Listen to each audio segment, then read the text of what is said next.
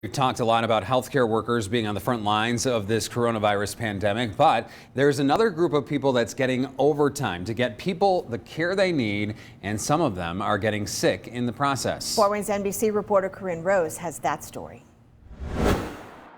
We caught up with the director of clinical services at the Three Rivers Ambulance Authority between runs. He typically works at TRA's headquarters or sometimes in the field as a supervisor, but the coronavirus pandemic has changed things. This morning, we had a few of our employees that ended up getting put on quarantine. That meant he and another director had to team up to respond to calls. It's a hazard of the job. Even with the extra personal protective equipment they carry on their ambulances, paramedics have to quarantine for 14 days if they've been exposed to COVID-19. Managers and directors who are credentialed as paramedics will end up on ambulances.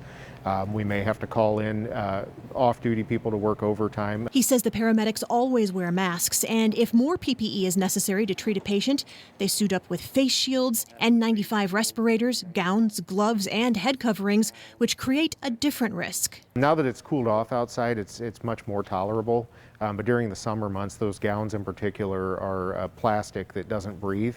And so you could really experience some heat exhaustion on a busy day when it was hot out. Aside from the physical challenges of treating COVID and other patients, mentally and emotionally, he admits, the pandemic is taking a toll on all of them. Initially, there was the acute stressor of this is something new, something we don't understand, and something potentially scary.